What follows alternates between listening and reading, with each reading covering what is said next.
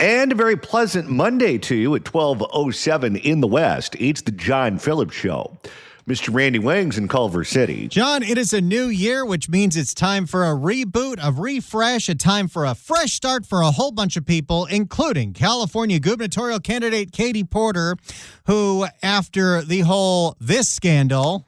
Get out of my shop! ...tried to reboot herself as more soft-spoken and a listener. That obviously wasn't working as she's sinking in the polls, so let's see which Katie Porter we're getting in 2026. Here's her new ad. Californians hear a lot of excuses from elected officials. That's a complex problem. That's proving challenging. That's not my job. It's too hard. What a bunch of bull. Oh, we're getting that Katie Porter. She's back to the potty mouth. And by the way, I'm almost certain that is verbatim, word for word, how her spot started when she launched her campaign. That's right. And we played one of them where we didn't know that she was going to swear. And didn't it leak out without the bleep? I made the mistake of thinking that the soft-spoken Katie Porter, who's doing the listening sessions with Californians, wasn't going to drop an S-bomb. But she will, because Katie Porter is your foul-mouthed candidate for governor of California. Get out of my shop! And she has made the calculation that California wants Rosie O'Donnell to be its governor. We'll have more on Katie Porter later, including Julie Watts from CBS Sacramento, the one who did that interview that pretty much derailed her campaign, did a whole investigative piece into all the AI deepfakes that have come out because of that interview. And did they give Katie Porter any legal standing to sue because they damaged her reputation? Oh, come on. I don't think As if it wasn't damaged before that? I think the actual interview did a lot more damage than the fake ones of Katie Porter throwing potatoes at Julie Watts. I think this happened before you started working at the radio station. But at one point in time, I was sued for defamation by one of the freeway killers. Oh, my. Who claims that he kept his reputation intact until I started talking about him. And mind you, he filed this lawsuit from prison. Oh, my. That was a whole situation. 800-222-5222 is the telephone number. 1-800-222-5222. Well, we're going to get to what happened in Venezuela over the weekend later on in the program. We'll be joined by Chris Matthews, formerly of Hardball. He's going to be here at 2 o'clock to give us his take on what happened. And also the Fix California Hour, that's after the news at 1. But first, the big news nationwide today is that Minnesota Governor Tim Walz announced that he would not be running for a third term as the CEO of the state of Minnesota. Tim Walz, of course, has been knee-deep in scandal in recent days regarding money that was being sent to daycares in Minneapolis that were supposed to be going to schools that would educate the children of Minneapolis, when in fact it appears as if much of that money was being stolen. It was graft.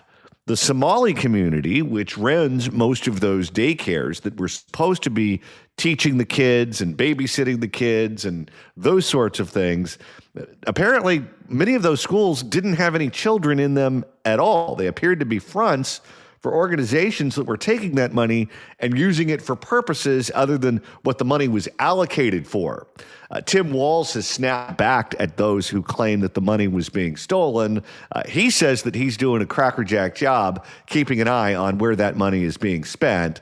But the optics of what is happening in Minnesota tell the opposite. The story, of course, broke when employees of the state of Minnesota were so appalled at the graft that was going on, they were the ones who initially blew the whistle. Then you had internet sleuths who decided that they would show up to these schools and see what they would find, and they found no kids at many of those schools. So now Tim Walz has announced that he is dropping out of the race as he runs for re-election as governor of Minnesota, saying that he has to spend his time now fighting off false accusations being launched at the state of Minnesota from the conservative media. However, the truth is the exact opposite, which is he's dropping out because he might lose. Minnesota is a blue state that typically elects Democrats, but it's been moving to the right in recent cycles. And the fact that it appears as if he wasn't minding the store, that Tim Walz wasn't minding the store when all of this money was being spent and allegedly stolen, that would be the issue that would be used against him in the campaign, and the Democrats could lose that election. Why is that important? Well, it's important because Amy Klobuchar has run for president before in the past. She might run for president again in the future. And not only was she a candidate for president, but she was also on the short list for vice president. So if she were to leave that office because she would be elected president or vice president, then a Republican would be able to fill that vacancy. In a narrowly divided Senate, that could determine the balance of power. So now it looks as if the senator, Amy Klobuchar, is going to run for governor in place of Tim Walz. Why is all of this interesting to those of us who live in California? Well, it's interesting because if you look at what's going on in California in terms of money being spent on homeless organizations and money being spent on fire aid, you could make the same case that the exact same thing is going on here.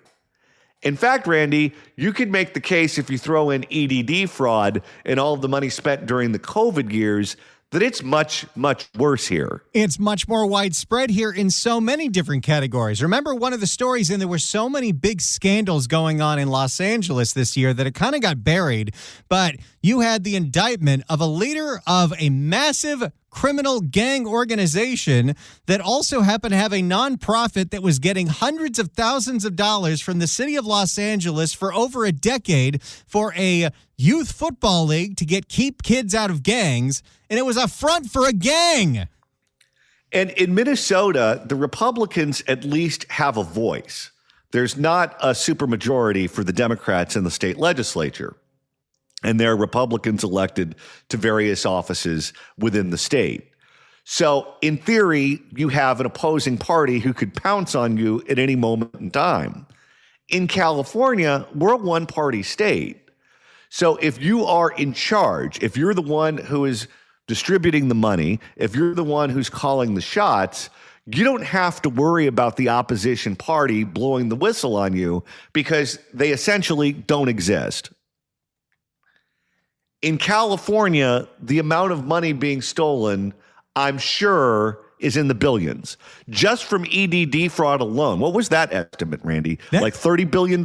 It was between $20 and $30 billion when we were just it was almost impossible if you legitimately needed the unemployment to get it. And to get on the phone was a nightmare. But you had people using fake Social Security numbers and Scott Peterson's name to get thousands and thousands of dollars on these EBT cards, where they would then take them to where, John? Steakhouses in Vegas. And would they tip? No, they wouldn't. And what Newsom has done whenever people ask him about this, it just happened recently for fire aid, is his response is, that's not my responsibility. That's not my job. I have nothing to do with that. Don't look here. Stop asking questions. And that works when you're a lame duck governor in a one-party state. If you're running for president, however, that's not an acceptable answer. And you can bet in the Democratic primary, Gavin Newsom's opponents are going to seize on this issue, and they're going to go after him on it. Because if you think about how this plays in a Democratic primary, if you're running against him, you can say, look, as Democrats, we like to tax and spend. And we only have the ability to tax and spend with the consent of the people if they think the money is going to where it's supposed to go.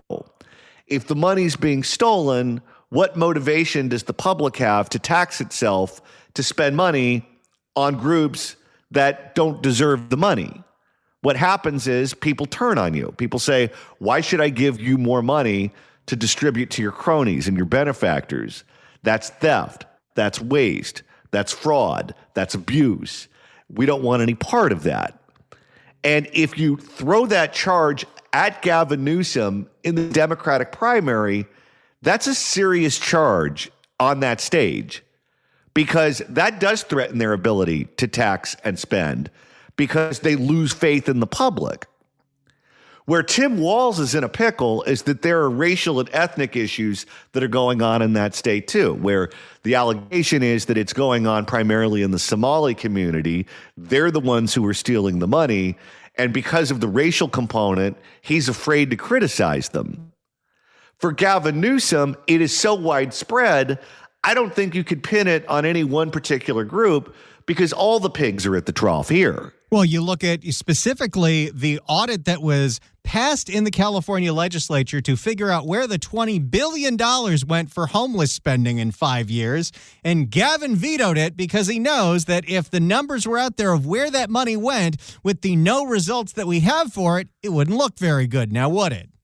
Also, in recent days, Democratic congressman from the San Jose area, Ro Khanna, said that California is in desperate need of an audit because of all of the stolen money. And one of the examples that he brought up was the bullet train. And Newsom's online army decided to attack Ro Khanna, a fellow Democrat, and they accused him of using right-wing talking points.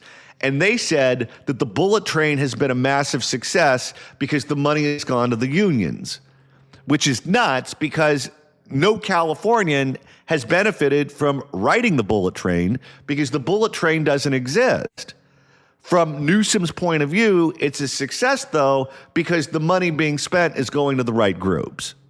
If the money was spent, obviously something is happening. It doesn't matter that there's no train and there won't be a train for another decade. We spent money. People got jobs. It's a job creator.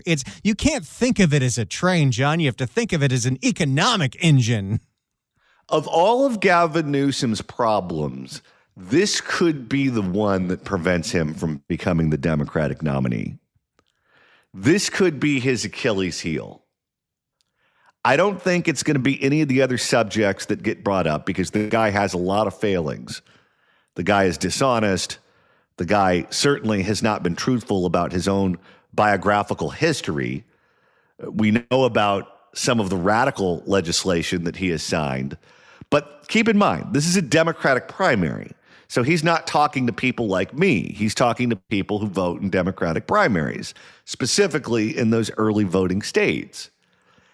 This issue that's already knocked Tim Walz out is something that is uniquely threatening to Gavin Newsom because this threatens his competence, this threatens his electability, and this threatens his ability to keep his word with the public. If you can't keep an eye on where money you're spending is going as governor of a state, how in the world would you be able to do that as a president? That's the question that's going to be asked of him. And in California, he doesn't have to answer those questions. But on a bigger stage, he will. And here's the other thing. On a bigger stage, the scrutiny and the digging that the national press will be doing is very different than what the California Press Corps does. A lot of newspapers, a lot of television and radio stations in California, they don't have the bandwidth to really dig in deep into Gavin Newsom's record. There have been a lot of budget cuts over the years. The investigative units aren't what they used to be. And then you have the political bias, where largely most of the reporters in California are on the same political page as Gavin Newsom.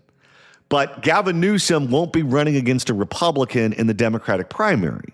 He'll be running against other Democrats who maybe the National Press Corps likes more than Gavin Newsom, in which case they do have the motivation to dig.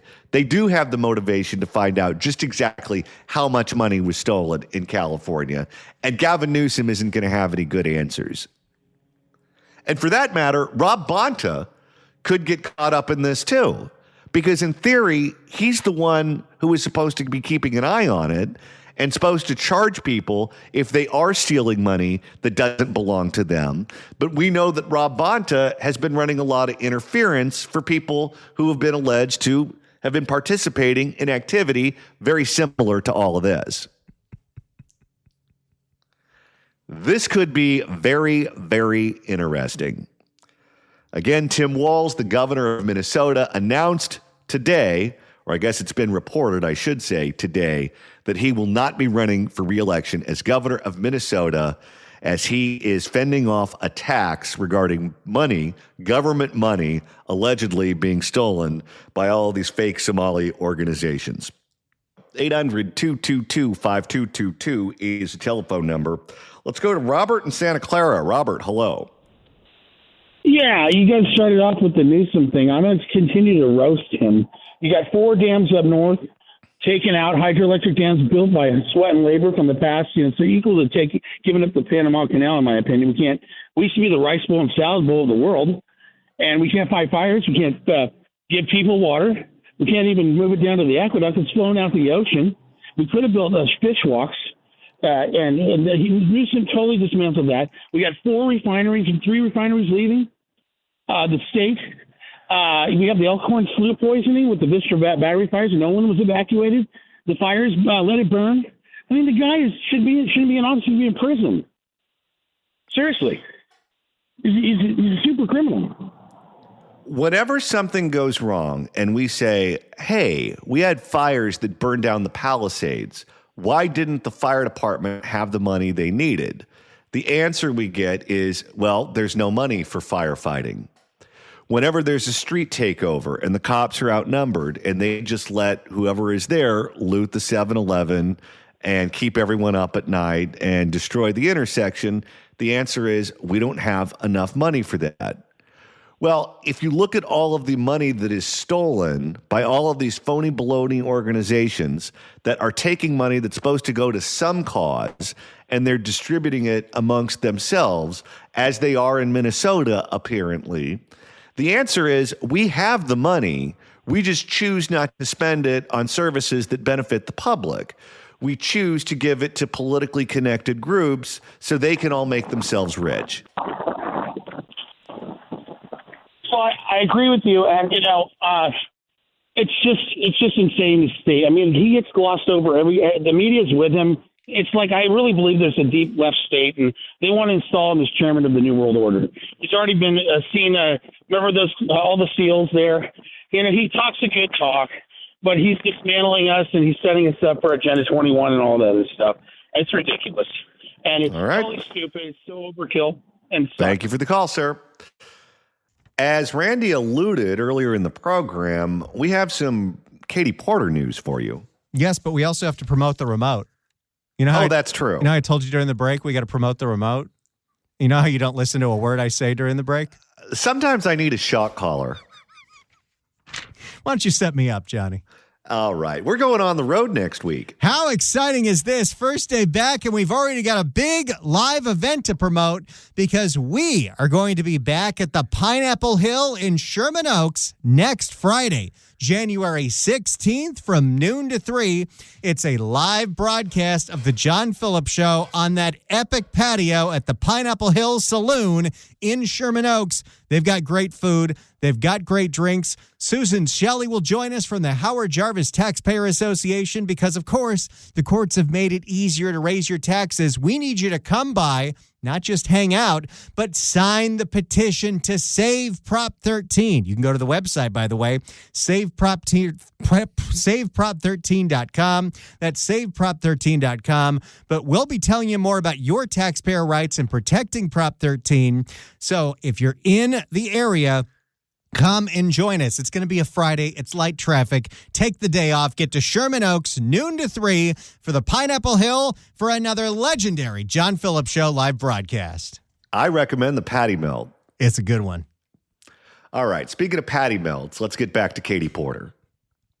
So Katie Porter has relaunched her gubernatorial campaign with the exact same messaging that she started with. Californians hear a lot of excuses from elected officials. That's a complex problem. That's proving challenging. That's not my job. It's too hard.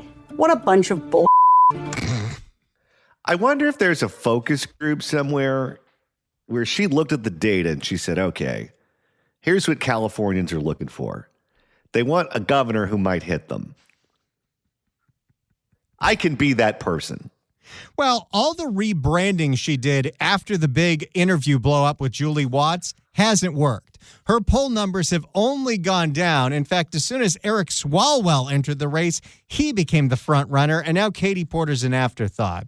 So she's trying to literally rebrand with the original imaging she had when she started her campaign last year.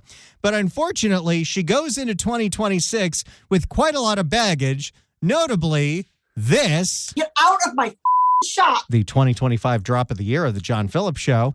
And, of course, the interview blow-up with Julie Watts. And over the holidays, Julie Watts of CBS Sacramento put together a special with all of her interviews with the candidates. But, of course, the end was the part that was the best because it focused on the Katie Porter interview and also the fallout from all of the AI-generated deepfake videos that have been created out of that interview.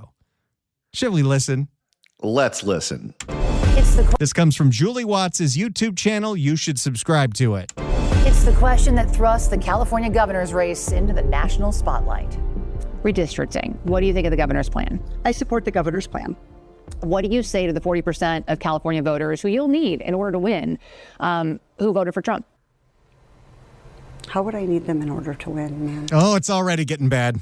Oh, yes. Well, unless you think you're going to get 60% of the vote. You think you'll get 60%. Everybody who did not vote for Trump will vote for you. That's what you're saying. In a general election, yes. If it is me versus a Republican, I think that I will win the people. Wait, we have a name for that kind of strategy. Oh, yes. I'm familiar with that. I think that I will win the people who did not vote for Trump. What if it's you versus another Democrat? I don't intend that to be the case. So how do you not intend that to be the case? Are you going to ask them not to run? No, I'm saying I'm going to build the support. I have the support already in terms of name recognition. Mm-hmm. And so I'm going to do now, if you only saw that viral clip, context here is key. First of all, not all Californians who voted for Trump in 2024 were Republicans. And in California, there's an open primary, sometimes called a jungle primary, where the top two vote getters, regardless of party, advance to the general election. It depresses turnout. And with so many Democrats in the race, those who can appeal to some of that 40% may have an advantage in the primary and would definitely have an advantage if the top two candidates are both Democrats. Well, to those voters, okay. Oh, here we go. It's good every time. I love the fact that we get to keep reliving it, too. Well, to those voters, okay, so you... I don't want to keep doing this. I'm going to call it. Okay. Thank you. You're not going to do the interview with us? Nope, not like this. I'm not. Not with 7 follow-ups to every single question you ask. There's the real Katie Porter. Now, that's the real Katie. And for the brief moment in time, we had the cookie baking, apron wearing, nice Katie Porter. You could tell every time she interacted with someone, she was getting ready to snap. Every other candidate has answered. I don't care. I don't care. I want to. Did she do the clap? She did. Every other candidate has answered. I don't care. Washing my hands of this. Did the lights go off when she clapped? I don't care. I want to have a pleasant, positive conversation in which you ask me about every issue on this list. That's what she was doing. And apparently Katie was having a bad day. And if every question you're going to make up a follow-up question, then we're never going to get there. Ms. And Porter, we're just going to circle around. I am an investigative I have never had to do reporter. this before, ever. You've never had. So, for context, she did stay another 20 minutes, 30 minutes total, though Porter was. When are we getting that unreleased tape? How many additional unreleased tapes involving this woman snapping at someone do you think exist? Oh, there's going to be more. But you got to strategically release them. Oh, yes. If she actually gains in the polls again, that's when another one drops. But right now, I don't think she's going to be the nominee. Though Porter was the only candidate who would not agree in advance to a full hour for the interview. What's that about? It would be about a month. This, by the way, this isn't just CBS Sacramento. These interviews play on all the CBS LA stations. So that is Sacramento, LA, and San Francisco. That's a huge place where you have people that are only paying attention to local issues to get your message out, and you don't have an hour for Julie Watts? Oh, no, she's a very busy person. It would be about a month before we posted the full segment that includes the now viral interaction.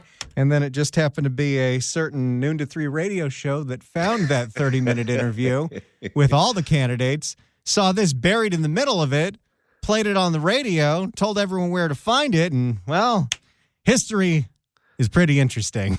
Now, I know it's January, but you're Santa's little helper in that regard. But within hours, AI deepfakes and so-called cheap fakes of our interview flooded social media. Porter slapping me through... Porter slapping me, throwing potatoes on me. Well, there's some context to that one. Yeah, she's done that before. Playing patty cake. The fakes quickly racked up millions of views, and other news outlets began covering the implications of the AI videos. And we launched an investigation, turning to data research and... See, this is why Julie Watts is awesome. She has figured out a way to get just a little more juice out of this squeeze. She should work for Minute Maid. Turning to data research and legal experts as our interview and these AI clips became a case study. The tension between free speech and misinformation. AI deepfake videos like these aren't new. What is new is who can make them.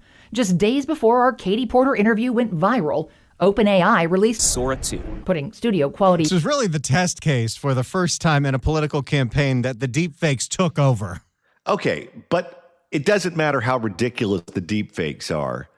I guarantee you there are legit videos of Katie Porter that are going to be worse than those. Well, that's the thing. The deepfakes are funny, but the damage was already done. Get out of my shop. With the real videos. Drop of the year. Putting studio quality video generation in the hands of more everyday users. No training needed, just a prompt and a few minutes. Let's do this. Do you think the OpenAI people, when they released that software, thought, wow, the first big thing that is going to be used with this is people making it look like Katie Porter was dumping potatoes on a reporter? Listen, sometimes when you create something, you don't know how it's going to be used by consumers. I mean, at one point in time, Viagra was a heart medication. Let's do this. Ready? As our viral interview collided with a viral shift in AI video generation, Baker's man.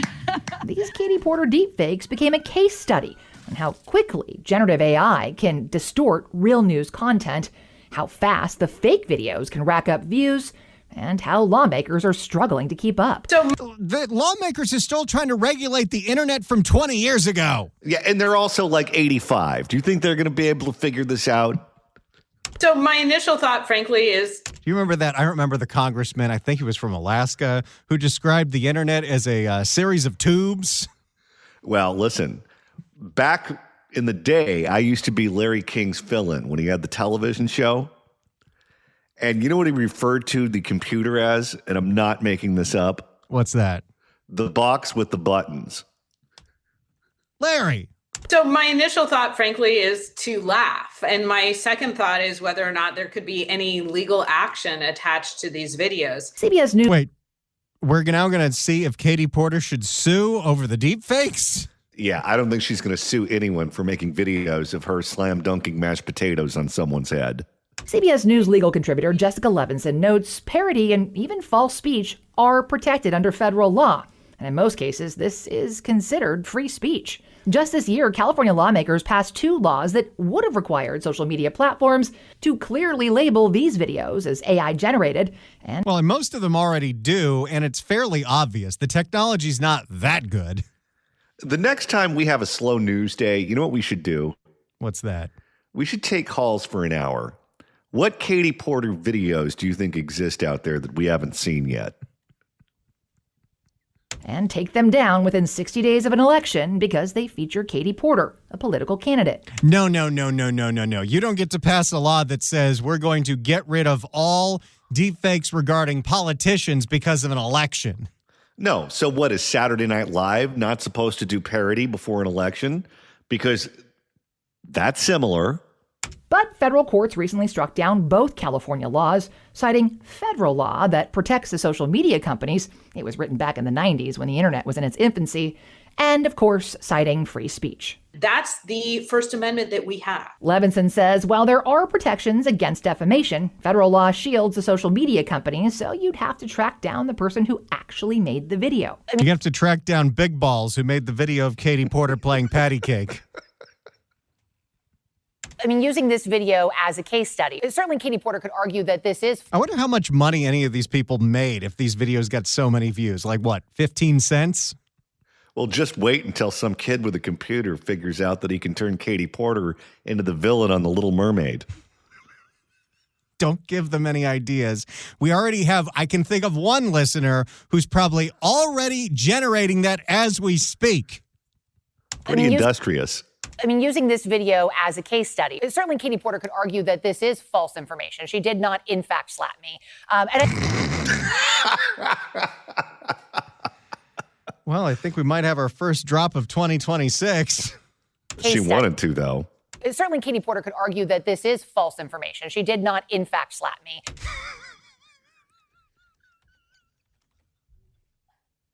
Could happen to any of us at any given time, though. Let's just save that right now. Our first drop of the year, Julie Watts, Katie slap. Certainly Katie Porter could argue that this is false information. She did not, in fact, slap me.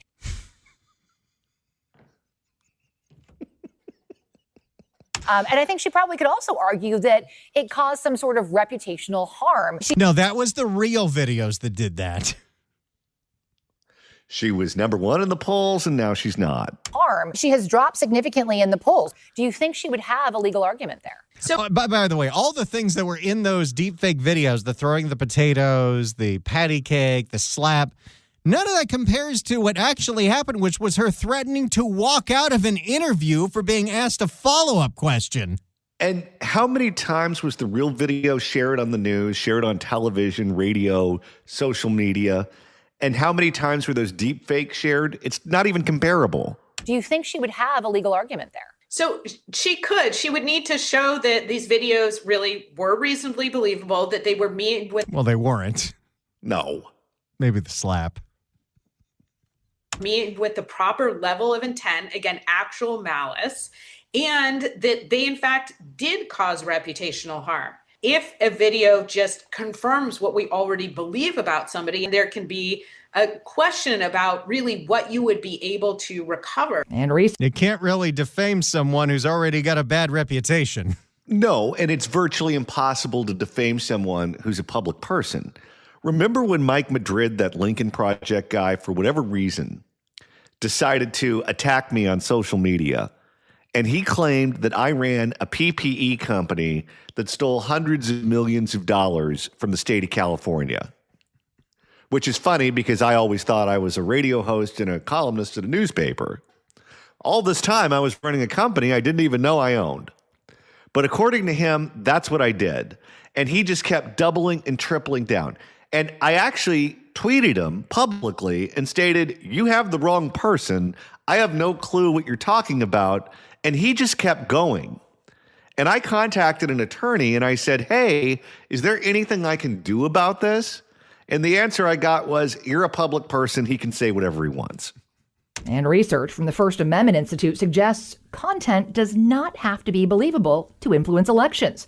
A study of AI's impact on India's recent elections found so-called cheap fakes, videos that are obviously not real, can be more influential than high-quality deep fakes because they... It's like that time that for some reason the audience started sending us pictures of Gavin Newsom and Donald Trump making out.